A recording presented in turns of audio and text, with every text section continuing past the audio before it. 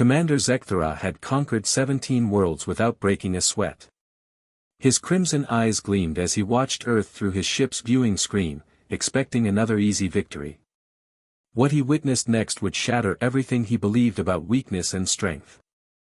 The Vorthan Empire had ruled the galaxy for 3,000 years, crushing civilizations with overwhelming force. Zekthera commanded the most feared fleet in known space, and Earth appeared to be just another primitive rock floating in the void. Intelligence reports showed humans as a young species, barely capable of space travel, divided by petty conflicts and limited technology. They cannot even unite their own planet, he had scoffed to his officers. This will be over before their sun sets twice. His massive dreadnought descended through Earth's atmosphere, casting shadows over major cities. The plan was simple: demonstrate superior firepower, demand surrender, and add another trophy to his collection. Zekthera had done this dance countless times before. Lesser species always folded when faced with the Empire's might. But something strange happened as his ship hovered over New York City. Instead of panic and chaos, he observed something unprecedented.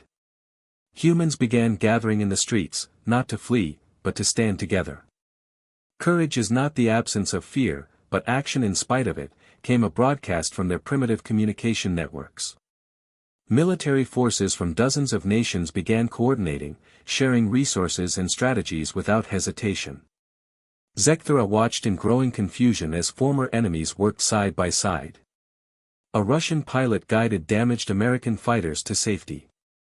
Japanese engineers shared defensive technologies with European scientists. African nations opened their borders to refugees while South American countries provided medical supplies. When the storm comes, we don't ask where the lightning was born, echoed across their airwaves. The first wave of Vorthan fighters met unexpected resistance. Human pilots in inferior craft fought with desperate creativity, using tactics no computer could predict. They sacrificed themselves to protect civilians, ramming billion-credit warships with craft worth mere thousands. Today we fight not as nations, but as one people, declared a young pilot moments before her final dive. What truly stunned Zekthera was their response to his ultimatum.